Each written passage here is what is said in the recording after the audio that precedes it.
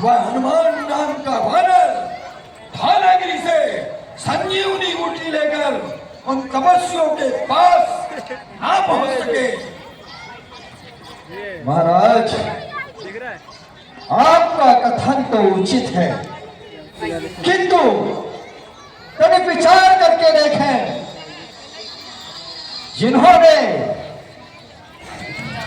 आपके संपूर्ण लंका का विध्वंस कर दिया, जिस वानर ने आपकी अशोक वाटिका को उजाड़ दिया, आपके अनेकों वीरों का वध कर दिया, आपके पुत्र अक्षय कुमार का भी वध कर दिया, भला फिर मैं उनका मार्ग रोक सकता हूं क्या? भजी रघुपति कर हित अपना, छाड़हु नाथ प्रसाद कल्पना। हे महाराज, जहां तक मुझे ज्ञात है, वो तपस्वी कोई साधारण मनुष्य नहीं है, स्वयं मनुष्य रूप में नारायण ने अवतार धारण किया है। इसलिए मेरा परामर्श है कि आप उनसे बैर भाव का परित्याग कर उनकी शरण में जाएं, वो अवश्य आपको अभय दान करेंगे। नीलकंठ तनु सुंदर श्यामा, हृदय राख लोचना विरामा। हे महाराज, वो तो साक्षात परम ब्रह्म परमात्मा है। अपने हृदय में उनका स्मरण करें और उनका भजन पूजन करें, उनकी शरण में जाएं, इससे आपका कल्याण होगा। महाराज, मैं ते मोर मूढ़ता त्यागू, महामोह जिसी सूतत जागू। हे महाराज, जो आपने अपने हृदय में अहंकार रूपी बीज का अंकुरित प्रस्फुटित किया है, उसको समाप्त करके उन प्रभु का भजन कीजिए, उनका आराधन कीजिए। उनकी कृपा अगर आप पे हुई तो निश्चित ही आपका कल्याण होगा और आप इस भाव सागर से तर जाएंगे। काल जाई कर भक्षक जोई, तपनऊ समय की जीती असोई। विचार कीजिए महाराज, आप तो समस्त वेदों के ज्ञाता हैं, जो स्वयं काल के भक्षक हैं, भला उनसे आप विरोध करके अपना कल्याण कर पाएंगे? कदापि नहीं महाराज।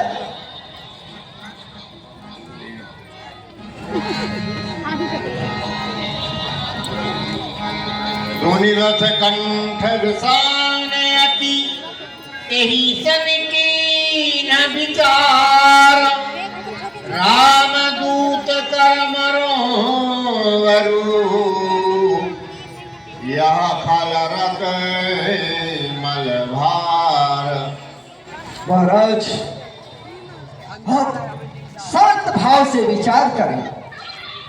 जिन्होंने तारका, सुबाहु, खर, दूषण इतने वीर योद्धाओं का सहज ही अंत कर दिया, भगवान शिव के अखंड कोदंड का खंडन कर दिया, वह कोई साधारण मनुष्य होंगे? नहीं महाराज, वह साक्षात नारायण अवतार मनुष्य रूप में इस पृथ्वी का भार हरण करने के लिए अवतरित हुए हैं।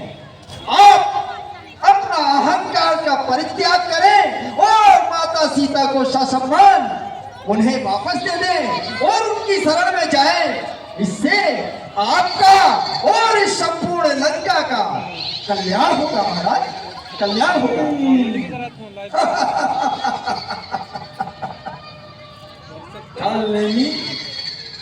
क्या कहा तूने? मैं त्रैलोक विजेता दशकी रावण और छोटे छोटे तपस्वियों की शरण में चला जाऊं? क्यों? यही उचित होगा महाराज। और सीता को लौटा दूं। क्यों? इसी में कल्याण है। अरे रे पावर करने में तुम तो है दुर्वेश। फिर गुरु हो कर सिखला रहा मुझको उपदेश। अरे सर्वम कल्विदम ब्रह्म है, तो जब तक ढोंगा सारा लाता है फिर किसको ज्ञान सिखाता है? क्या गुरु हो कर समझाता है? करने में यदि देगा साथ नहीं मेरा, कान खोल कर सुन, यदि देगा साथ नहीं मेरा तो सारा ज्ञान भुला दूंगा।